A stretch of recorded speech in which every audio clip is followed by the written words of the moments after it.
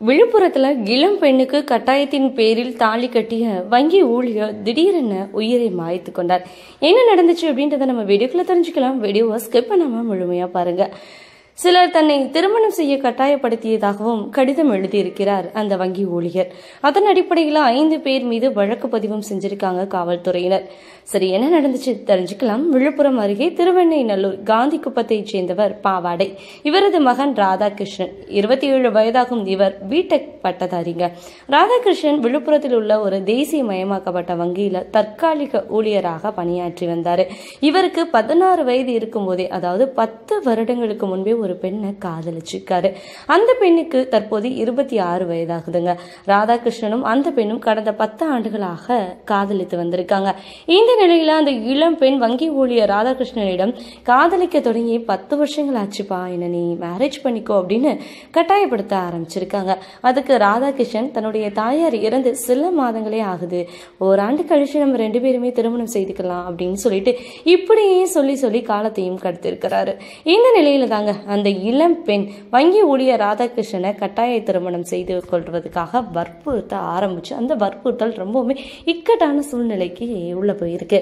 அப்ப அவங்க என்ன பண்ணியிருக்காங்க அப்படின்னா, கட்டாய திருமணமும் பண்ணியிருக்காங்க. அருகில் உள்ள காவல்துறை அலுவலகத்துக்கு போயிருக்காங்க. அங்க போலீஸ் நிலையம் அருகே ஒரு கோவிலும் இருக்கு. அந்த கோவிலில் ராதாகிருஷ்ணனுக்கும் அந்த பெண்ணுக்கும் கட்டாய திருமணம் செய்து வைக்கப்பட்டிருக்கு. அதற்கு பின்னாடி பாத்தீங்க அப்படின்னா, ராதாகிருஷ்ணன் தன்னுடைய மனைவி வீட்டிற்கு போயிருக்கிறாரு. இரவு சிறிது நேரம் தங்கி அவர் மனைவியிடம் எனது வீட்டுக்கு சென்று விட்டு காலையில வந்து உன்னை கூப்பிட்டு போறேன் அப்படின்னு சொல்லிட்டு வந்திருக்கிறாரு. இந்த நிலையில தாங்க ராதாகிருஷ்ணன் வீட்டுல தூக்கு போட்டு தற்கொலை செய்திருக்கிறாரு. இதை பார்த்த குடும்பத்தினர், உறவினர்கள் எல்லாருமே கதறி அழுது துடிச்சிருக்காங்க. இதை பற்றி திருவெண்ணைநல்லூர் போலீஸ்க்கு உடனே தகவல் தெரிவிக்கப்பட்டிருக்கு. அவர்கள் சம்பவ இடத்திற்கு விரைந்து வந்து விசாரணையும் நடத்திருக்காங்க. அந்த விசாரணையில தான் தெரிய வந்திருக்கு, கட்டாய திருமணம். உறவினர்கள், அக்கம் பக்கத்தினர் எல்லாரும் சேர்ந்து அந்த பெண்ணிற்கு கட்டாய திருமணம் பண்ணி வச்சிருக்காங்க.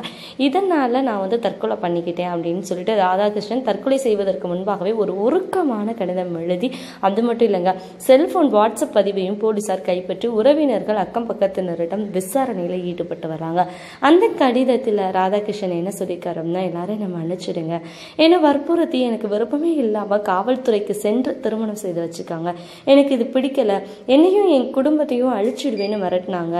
அவர்கள் தான் என்னுடைய சாவுக்கு முழுக்க காரணம். எனக்கு விருப்பம் இல்லாம இந்த வாழ்க்கையை என்னால வாழ முடியல அப்படின்னு எழுதியிருக்காங்க.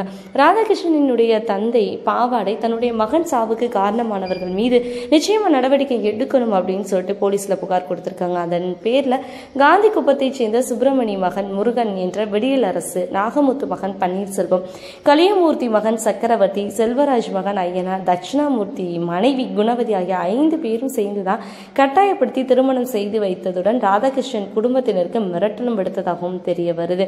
இதனால தன்னுடைய மகனை தற்கொலைக்கு தூண்டியவர்களை போலீசார் வழக்கு பதிவு செஞ்சு விசாரணை செய்யணும் அப்படின்னு சொல்லியிருக்காங்க. இதன் பேரில் விசாரணையும் நடந்து வருதுங்க. கட்டாய திருமணம் பண்ணி வைத்ததுனால 10 ஆண்டுகள் நான் காதலிச்சாலும் என்னை ஏன் கட்டாய திருமணம் பண்ணி வச்சிங்க அப்படின்றதுக்காண்டி இப்படி ஒரு கோலத்தனமான ஒரு முடிவு எடுத்திருக்காங்க அப்படின்னு தான் சொல்லணும். போலீசார் தொடர்ந்து விசாரணையை நடத்திட்டு வராங்க.